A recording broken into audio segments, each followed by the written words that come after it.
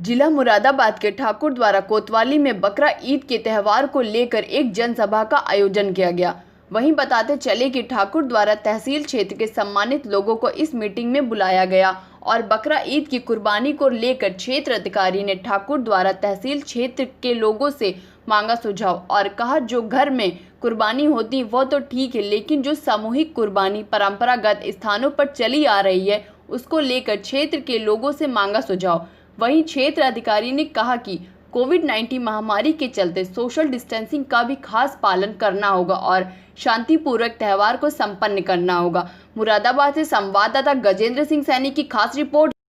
इसमें एक कुर्बानी वो कुछ लोगों को नापसंद है, हमें वो चीज का ख्याल रखना चाहिए और उन्हें भी ख्याल रखना चाहिए जिन लोगों को नापसंद है कि वो उस दिन कम से कम या बहुत ही जरूरी हालात में बाहर निकले। जहां तक गांव के और करीब के लोगों का मसला है तो अगर अभी तक तो कोई ऐसी बात आई नहीं है, वहां दिक्कत है, लेकिन हमारे ठाकुर द्वारा पुलिस बहुत जिम्मेदारी से अपने सभी काम अंजाम देती है। हालांकि में इन पर कुछ सख्ती बरती जा रही है, कुछ रुकावटें या पाबंदियां लगा दी गई हैं, तो आप लोग इस बात का भी ध्यान रखें कि कई हिंदू मजहबों के कई त्योहार पोस्टपोन कर दिए गए हैं, रद्द कर दिए गए हैं और उन्हें नहीं मनाया गया है। फिर भी आपको कुर्बानी का मौका मिला है तो आप उसे बेहतर और शहर में कम से कम गंदगी हो।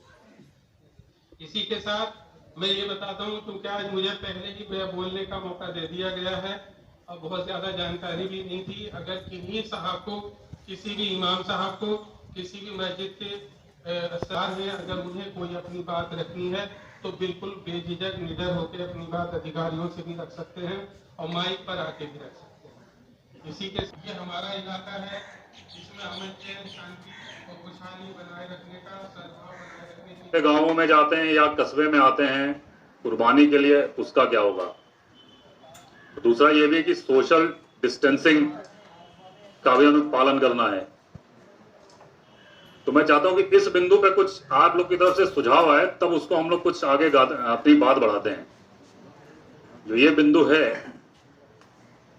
कि जहां लोग अपने घरों में करते हैं वहां तो कोई समस्या नहीं है, लेकिन जहां से परंपरागत रूप से सामूहिक कुर्बानी होती है किसी एक व्यक्ति विशेष स्थान पर, जहां पे बगल के गांव के लोग आते हैं। कुर्बानी का त्योहार है, लगातार 3 त्योहार इसके अंदर और शामिल हैं। हमें ख्याल ये रखना है कुर्बानी भी हो और कोई एतराज भी ना हो। कोविड-19 का ख्याल रखते हुए जो बीमारी इस वक्त आम है हिंदुस्तान के अंदर, तमाम दुनिया के अंदर तमाम तराही मची है, इसका भी ख्याल रखते हुए ख्याल रखना है और कुर्बानी भी करनी है। एक कुर्बानी तो ये है कि कुर्बानी करने के बाद जो उसके बचे हुए अवशेष फालतू चीजें होती हैं वो सड़कों पर ना डाली जाए।